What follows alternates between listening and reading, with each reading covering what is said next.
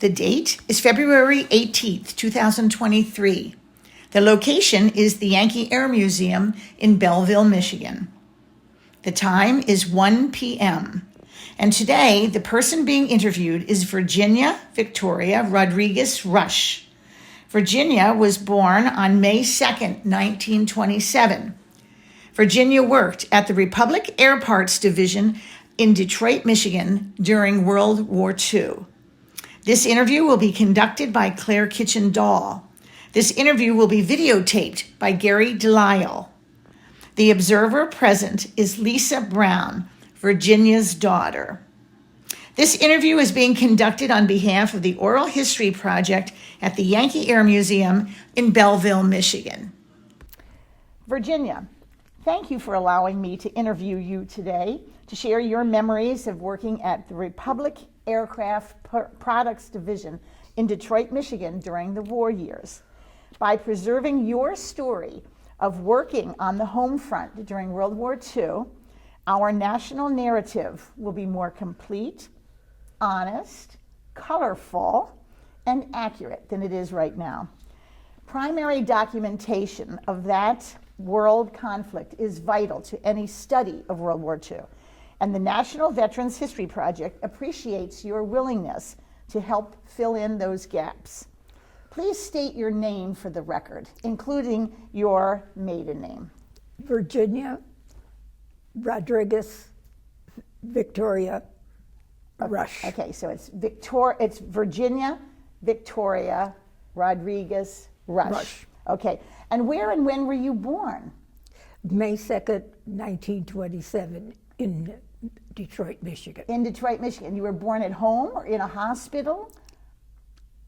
Were you born at home, in the house? Yes. Oh, you were? Okay, that's fabulous. That means you're going to be, what, 97 this May? No, 96. 96 this May, so you're one of our young Rosies. Yeah. And I think pretty soon we're going to find out why you are one of our youngest Rosies. Right. Because most of them were 17 years old on Pearl Harbor Day. But I think there's a story behind yours. What were the names of your parents? Juan Maria Rodriguez, my mother Maria Rodriguez. Okay, and tell us about your father, Juan Rodriguez. Where was he born? In Costa Rica. Okay, and what about his life down there? What did he do, or where did he live? Well, the parents had coffee plantations. Okay. And he had a couple of his own. And his father died young. And his oldest brother was very mean to him. And so what he decided to do is move. Come to America. And come to America. And start over. And when he got here, he worked for Ford. Yes, he did. What was his position? Do you know? He was a millwright. Okay, and a millwright is involved in comprehensive industrial and mechanical projects. Basic millwright skills include the installation, maintenance, and repair of industrial machinery and equipment. Your father went to the Ford School to learn his trade and help with his English language. So that's something you should be very proud of. He is starting over in a new country with a whole new job. Yes. Wow. And your mother, Maria, was a homemaker, you Yes. said. Okay. Correct. Do you have any siblings? Yes, I have Lisa. No, Lisa's your daughter. Oh, what about sibling. sisters and brothers? I have a sister, And what's- Abigail. Abigail. And is she younger or older than you? She was older. She's a little bit older, I Yes, think. uh-huh. Okay, and is she still alive? Yes, she is. Where does she live? She lives in Canton, Michigan. Canton, Michigan. Okay, and then you were the middle child, and then you had a brother. Yes, And what was his name? John. Okay, and he is deceased at this point. Yes, he is. Okay, but we will hear about John and his service in the war. Now, you grew up in Detroit. Yes, I did. Tell me about your neighborhood. What do you remember about Detroit as a young child? They were wonderful people and very clean. You would see them sweeping the street. Them the meaning your sidewalk. neighbors. Yeah, Your my neighbors. Okay.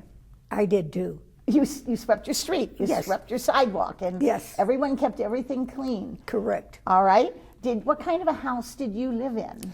I mean, was it an apartment or a single house? No, a two-story. A two-story house, okay. Yes, it was a two-story home. And just your family lived there, or did you rent this out? My dad, yes, they rented downstairs, and we lived upstairs. Oh, you lived upstairs Yes. and renters downstairs? Yes. And they were always nice people? Very nice. They were, in fact, sort of like family. Oh, that's nice.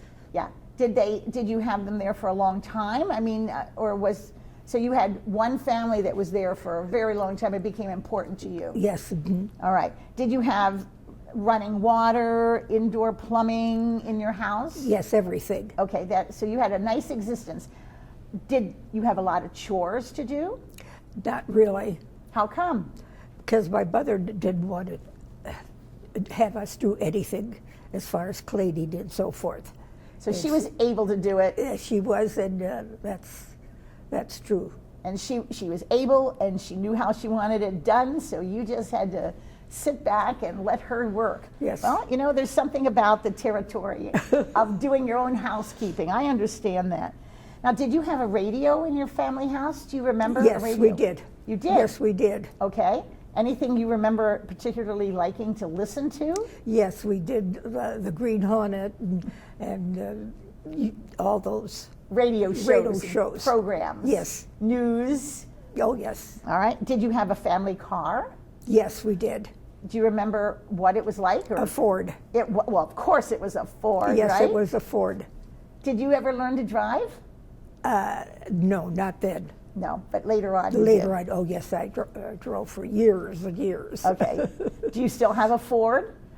No, I wish we did. At that time, we paid $300 For the car? for the car. Wow.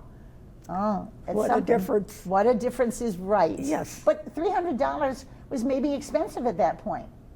Well, yes. You know, maybe your dad That's got a true. discount for being an employee of Ford. No. No? No, they didn't have that kind of thing. Okay, well, he was just a loyal employee. Yes, uh-huh. All In right. fact, he invented a tool, but they don't, pay him for that. All That right. was just something that he did. Do you know what it was? Do you know what? No, but I he don't. was a valuable member of the team Yes. at that point. Well, tell us about your education. Where did you go to school? Well, I went to Western High. Western High, Yes, and that's and- still there. It is, yeah. And How long did you go? Did you graduate? no, Okay, tell No. us. I didn't graduate, and because my dad was a little tight, and I liked clothes, Oh, and I still do. I haven't changed. well, I can tell that. Look how spiffy you are today. You look beautiful in Well, your outfit. thank you. And so So your dad that's wouldn't what- buy clothes, and you wanted to get some money. yes, that's why I found this job. Okay, so now how old were you, or what grade did you finish there at Western? How much education, how far did you get into high school? 15. Okay, so that's about 10th grade, sophomore year in school. Okay, and we have a picture of you during those years with Abigail. Your dad is in the middle, and you are on your dad's right. So we know what you looked like in those years while you were out shopping for clothes. All right, well now, according to my math, you were 14 years old when Pearl Harbor was attacked. And I don't know, were you actually in school still at that point? Do you Yes. remember? You did. Okay. Did you remember hearing teachers talk about it or hearing it on the news or the radio or anything? No, I'm sorry, I don't remember. Okay, well, many people don't remember that because it was certainly a traumatic thing. But anyway, you were 14 years old. That was December. And then I think you graduated at the end of that semester, which would have been January. So when you left school, where did you go to work? Do you remember?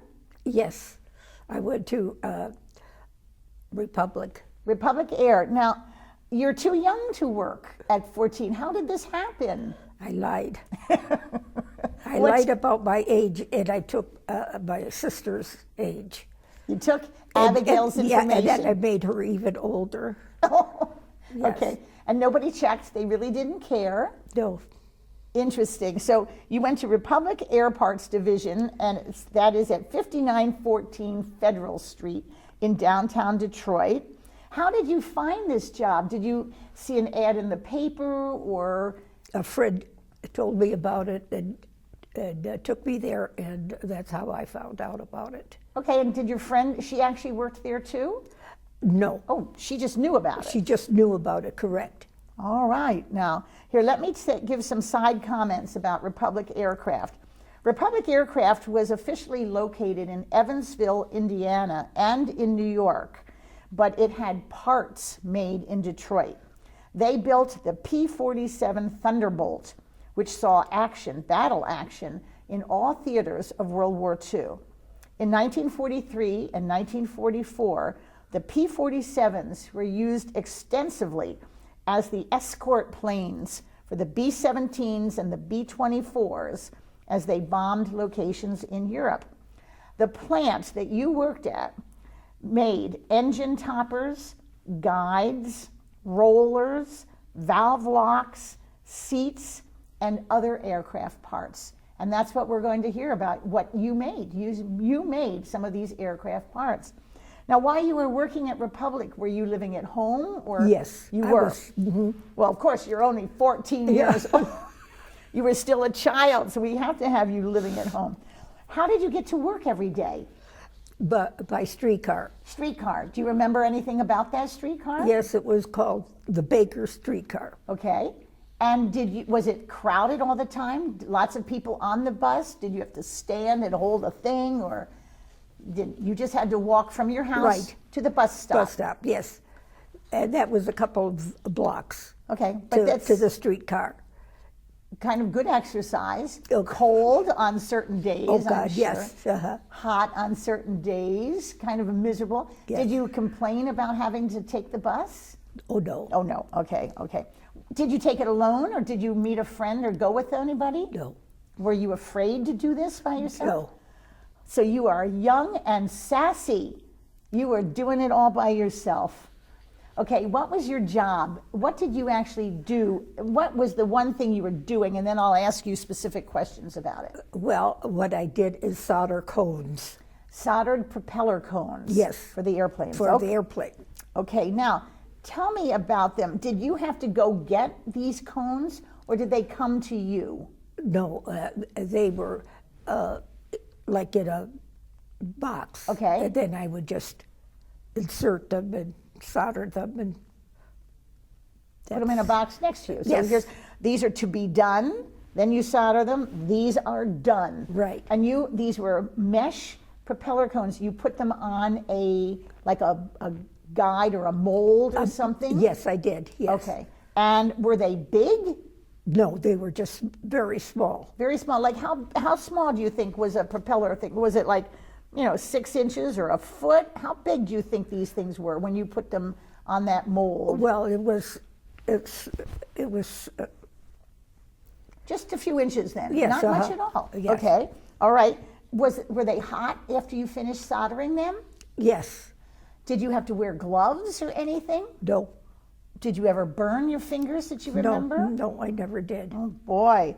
And then when you finished with They it, weren't that hot though. Oh, okay. See, because it was at the top, and the rest, we could.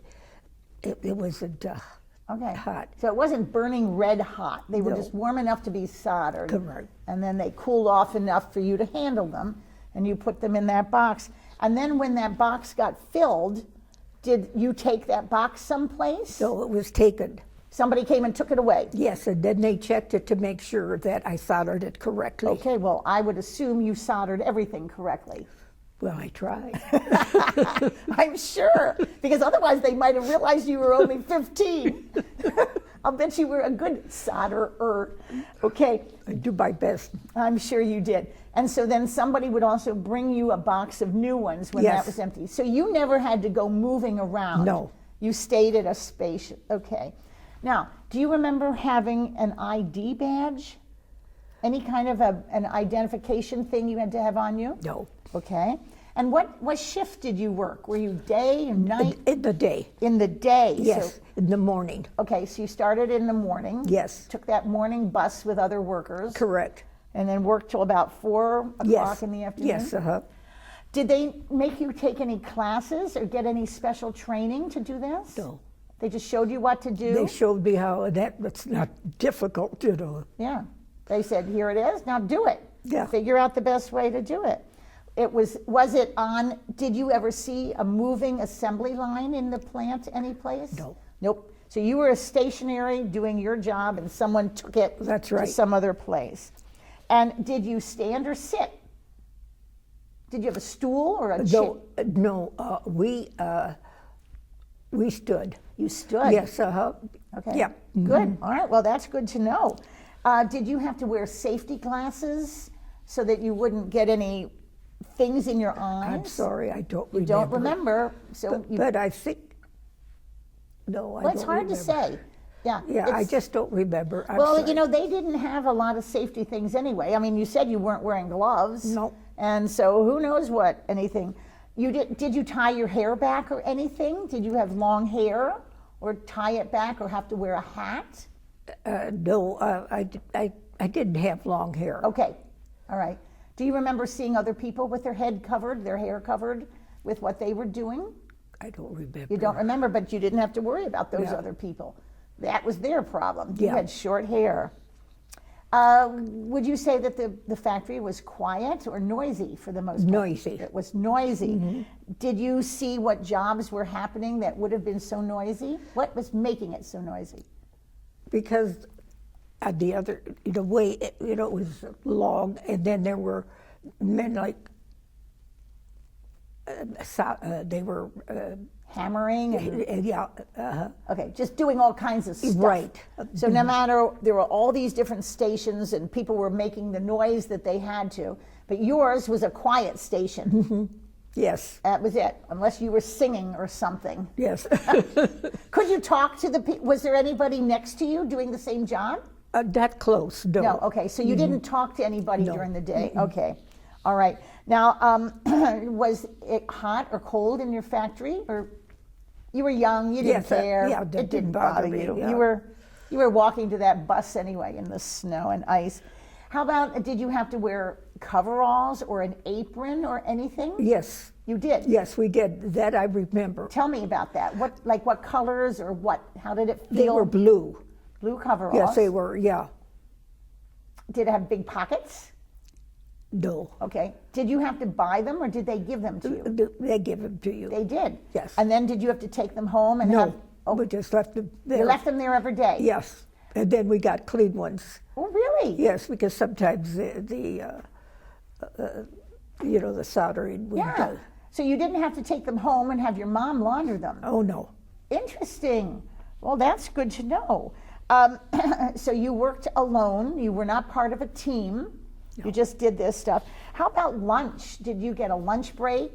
Yes, we did. I always brought my lunch. You brought your lunch from home, so that's another job Mom was doing, unless you packed your own lunch. No, my mother made the lunch. Your mom was working pretty hard all the time. Yeah, here you are working for clothes money, and she's working to keep the house rolling. Do you remember what was your favorite sandwich, or what you might have had most days, or what things she packed? My favorite was always egg. Egg? Yes, a scrambled egg sandwich. Well, what is a scrambled egg sandwich? She just scrambled the eggs and Put it between bread? put it between bread, and I liked it. Cold scrambled egg? Yeah. Do you still like cold scrambled eggs? Did you put lettuce or anything on it? Yes. Oh, you did? Yes, Okay. and mayonnaise. And mayonnaise. Wow. How about, did you put an apple in, or did she have a banana or fruit or anything like that? Do you remember? Probably. Probably something. Yeah. Okay. Well, now, were you paid in cash or checks? I I think you told me cash. They yes, gave you it was cash. I was going to say, yeah. But do you have any idea how much? Do you remember? No. Again, it didn't matter. No. It was just enough, wasn't it? Right. This was your money. Did you have to give some to Mom? Yes. half. Half to mom because she was making these sandwiches for you and making your bed and doing all that stuff. And then you were free to do anything you wanted with the rest of your Right, money. yes. Did you think the whole thing was fair with what Ford was, or what Republic was paying you and what you were giving to mom? No. Explain, what does that mean? I didn't feel that I had to give my mother anything. Okay, all right. You wished you had held the whole amount of money. You were Yes. working for it. You know, when you were a kid, I just didn't want to share it. Of course. Well, there it is, you know. And you were working, and that was your money you had earned, and you want to do something at that point. All right. Do you remember if you ever bought, or did your family buy war bonds? I know I did. Oh, you did. Good Yes. for you. I know I did. Would you have had to go buy them some other place, or did they have them for sale at, like, the Republic office? Right. They had. Good. And then did you cash them in later on, or do you ever remember what happened to these war bonds? I cashed them in. Cashed them in? Yeah. At the end of the war? Right. Well, so you were doing a lot for the war at this point. You're doing industrial work and you're supporting the war with your financial Right. assistance. Good for you. Did you ever have to join a union? I didn't know they had one. Okay, well, and they maybe didn't. That's good to know. I mean, I don't know whether they did either, but sometimes if you had been forced to join a union, you would have known. Yes. Because there either would have been some pressure, or you would have had to pay union dues or something, but if you don't remember any of that. Did you like working there? Yes. Okay. Yes and no. Well, what's that mean? Well, boring. Boring. All right. All day you just soldered. Right. Soldered. That's all I did. Yes. Okay. But did you make any friends while you were there? Some temporary friends or anybody? No. You just did your job and then took the bus home Right. and then stopped and bought a skirt. Right. Right. Because, you know, we didn't, at that time, you know, we didn't wear slacks. Right. I'll never forget the time that, you know, I used to visit Costa Rica, and I wore a pair of slacks, and I was downtown, and everybody was looking at me, and I'm wondering why.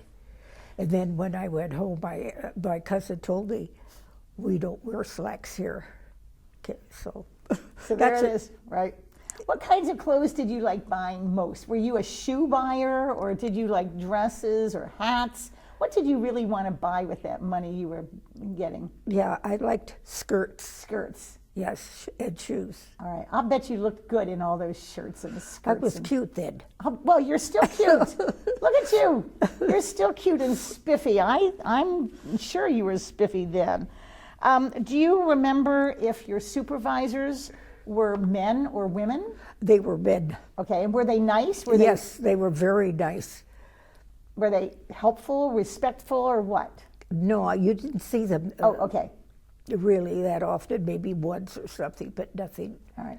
So they really weren't in your face. They weren't in your mix. They let Correct. you do your job. I did my job. And you did it well because they were inspecting them afterwards. Now, so when you were going to work, and this was after Pearl Harbor, did Johnny, your brother, enter the service? Yes, And what branch of the service did he go he into? was a sailor He was a sailor, so he was in the Navy. in the Navy, yes. And do you remember anything about his naval service? Where he served or anything? No. But you wrote him letters, I suppose. Yes. Do you remember anything about the letters or the stationery? No. No? You did mention once that you remembered the envelopes. Oh, God, yes. What? Tell me. They were red and white. Okay. Red, white, and And, blue, yeah, little stripes. Right. So that everybody knew you were writing to a serviceman. Right. They didn't know it was your brother, but that's who it was. Did you write letters to anybody else during that time? Do you No. remember? Okay, but you wrote letters to him. He wrote back. Yes. He did. Okay, and did he come home from the service? Yes, he did. He made it. He came through. That's wonderful. Do you remember seeing flags or banners in any of the windows of your neighborhood? Every one of us did. What did that all represent? That we had, there was either a death Or someone was in the service. and somebody was in the service. And that makes a major connection in a neighborhood when the neighbors know who has somebody serving their country, or even how sad that someone is not coming back. Right. But it makes for a connection that neighbors can talk about each other, and they can feel each other's pain or worry about everything. You told me you remembered trees with ribbons tied on them. Do you Yes. remember? What do you think about that? Or tell me. Well, that's when somebody passed. Okay. You saw ribbons tied to the trees. When somebody passed. That's sad. It's terrible. But again, it allows the neighborhood to know what's going on with one of their friends. Yeah. Now, did you have a victory garden? Did your mother have a victory garden? Yes, she did. And did you ever get to work in it? Heavens, no. Oh, you wouldn't, or she wouldn't let you? In a way, I did have to. Yes. What do you mean, in a way? Well, to bring the baskets in the house or something like that. But I never was good for that. But you were not out there with the hoe and the shovel and all that? Oh, Never gosh, on. no. You were not a gardener. No. Did you remember any of the things she planted? Yes. She planted hot peppers and oranges, potatoes. Potatoes. Not oranges, I meant to say tomatoes. Tomatoes and potatoes. Potatoes, yes. And peppers. Yes. Wow. The oranges were in Costa Rica. Yeah, of course they were. That's why. Okay, good. With the cotton, with the coffee plantations and the oranges, and people are probably bananas. And bananas. And people are probably And avocados. Avocados. Good. You remember all that food that you saw down there. Yes. And they're probably still all talking about you sashaying around in pants. I don't think they remember that. Okay. So now tell me, when you had some time off and relaxation, what did you do? I think you told me your dad was president of the Mexico Club. Yes. Yes, and we had a very good time. Doing what? Well, we danced. It was I can still remember. Okay. Yeah, and we did dancing. The parents would bring the food. Okay, like potluck dinners, picnics. Dinners, yeah, and just socialize with yes, other people. Yeah. And you told me that you used to go out to Belle Isle. Oh God, yes. And you liked Belle Isle? Oh God, yes. I used to go swimming. My mother loved to swim too. Oh, she did. Okay. Oh yeah, and my dad, and so there was tables from one end to the other. I mean, they were just the whole club was there. Fun. It was a big place. So you would do that on weekends, the whole weekends, family, and get yes, together and talk and. Yeah, and we're talking maybe twice in a month. Sure. Yeah. That's wonderful. Yeah, that was done. Now, if we were to bring up another military story in terms of who you finally married, Alan Rusch, I remember you said you met him after the war. Oh, yes. Because you were a hostess in a supper club. Yes. And so he came in and you met him. Did you know right away that he was the one for you? Yes. Yes, he was. He stood out among others, huh? Yes. All right. Now, had he been in the service during the war? Oh, yes. Okay. Do you know what branch of the service? Yes, he was in the Army. He was in the Army. Yes. Okay. Do you know where he was stationed or anything about that? What country, maybe? Well, here. Oh, but he served in Germany. You had told me at one point. Yes, yeah, and that's where he was shot. Okay. What shot in terms of what? He was wounded. Wounded. Okay. And he received the Purple Heart. Yes. Okay, that's wonderful. You told me he was in the 83rd Division, the 331st Infantry. Right. So did this war wound, his shot in his thigh, bother him his whole life? No. Oh, good. It never did. Good. It missed the area. Okay, so he didn't limp or anything then? No. He was a proud serviceman who had He served this country. He had a Purple Heart. He came home and he met you. Right. Well, isn't this fabulous? Now, how did this man use his GI Bill funding? What did he do with the money he got from the GI Bill? You said in terms of education. Oh. What did he do? Oh, well, when he was able to, because he wasn't able to walk or so forth where he was shot. Right. And then he went back to college. Uh-huh. Where did he go to school? In Wisconsin. I think I know where that is. University of Wisconsin. That's right. That's Madison, Wisconsin. Madison, yes, thank you. There it is. So that means that he was a Badger at that point. And do you remember what he received his degree in? Engineering. Okay, or agriculture. I think agricultural science. Mechanical. Mechanical. And we have a picture of his diploma. So that will be nice. So we can put that right into this. And you said that he lived by or beneath Camp Randall Stadium. Do you know what you were mentioning then in terms of his housing? No. Okay, but you know he went to school at Madison. Yes, And he got his bachelor's degree. Well, one thing about Camp Well, Randall... he also went to a school for 7 years pertaining to engineering. Okay. And became the big shot there. The big shot. Okay, well, I like it that you married this. Because he knew so much. He had other engineers working That's at great. Madison High. That's wonderful. Well, here, let me tell you one thing about Camp Randall in Madison. Right now, it's the home of the University of Wisconsin football team. It's the big football stadium. But returning troops from World War II lived in a trailer court next to what is today Camp Randall Fieldhouse. Excuse me. Camp Randall, of course, is considered the single most important site in Wisconsin relating to the state's participation in the Civil War. It was placed, excuse me again, it was placed on the National Register of Historic Places in 1971. It was the largest staging point for Wisconsin troops that were entering the Civil War. Troops received quick training before heading off to join Union forces. That camp included a hospital and, for a short time, a prisoner of war camp for Confederate soldiers. And today, of course, it's where they play football.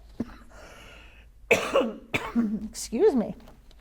So anyway, he was in Madison and he was near Camp Randall, and then you two took off and got married in what city? In Reno. Reno, Nevada. Yes. Was this did you elope or did you plan on in a marriage in Reno? We just the two of us. You just did it. Isn't that great? All right, well, when you look back at the World War II years, what do you think about your job and your participation? How do you think of those years? I really never thought one way or the other. Okay. I really just lived. You lived, and it was a job, That's and right. gave you some independence and some money. Are you proud of yourself for having done all this? Yes. And you should be. Thank you. You should be very proud that you went into the service at this particular point. How did you ever learn that you were a Rosie the Riveter if you never riveted? Because, was it last year, my daughter took me to this park, and Rosie the Riveter had, All the stuff you stuff learned all that about were- the history of and, Rosie. yeah. And then I passed by where they were seated, and I found out what it was about, and I let them know. I said, "Oh, I worked as not as a Rosie, Not as a but riveter, but I worked in the service." Right. Well, people do have the wrong impression to think that a Rosie the Riveter is just someone who riveted during the war, because that's what the poster shows. But a riveter, Rosie is a generic term for any woman who worked in any factory, in any job that had any defense connections for any amount of time in World War II. And that's you. yeah, You were a young woman, a child really, working at Republic Air. So you are one of the young Rosies because of it. Good for you. I think it's fabulous. Well, we have some pictures of your daughter Lisa in the Rosie the Riveter Guinness Book of Records when we had the big event at Eastern Michigan University. So that's fun. She was not a Rosie, but she was a tribute Rosie that particular day, Yes. paying homage and honor to you for your service in that during the war. It's wonderful. Oh, thank you. Is there anything else you'd like to add to this interview? Well, I do know one thing that's coming up that you and I are very excited about, and that yes. will be what? Well, we're going to go to Washington, D.C., We are. and we're going to fly there. We're going to fly on the honor flight, Yes. right? And while we're there, we'll be there with some other Rosies, and we're going to go and visit all the World War II monuments and memorials. And Oh, I love that. isn't this going That to be sounds great? wonderful, yes. Have you ever been to Washington, D.C.? Yes. You have. Okay, but now you're going wearing the polka dots Right. with a whole bunch of other women.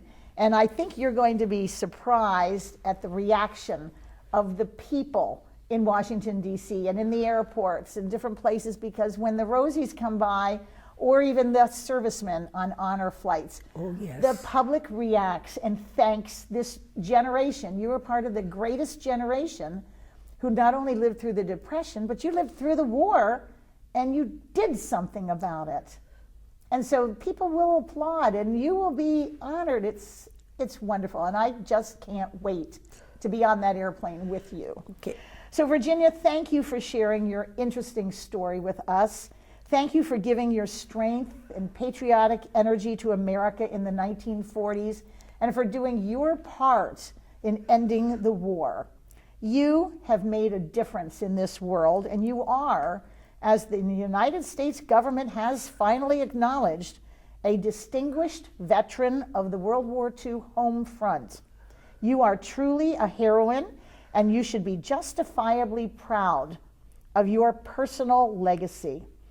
As a group, the Rosies have been awarded the Congressional Gold Medal, the highest civilian award possible. Wow. I know, it's incredibly exciting. Oh my God. I know. The tribute Rosies from the Yankee Air Museum on the grounds of the historic Willow Run B-24 bomber plant are honored to preserve your inspiring story and share it with libraries, museums, and researchers around this country. The famous war poster highlighted a strong and determined woman saying, "We can do it." And Rosie Virginia Rusch, you did it. Thank you. Oh, thank you. Thank you, thank you. Thank you.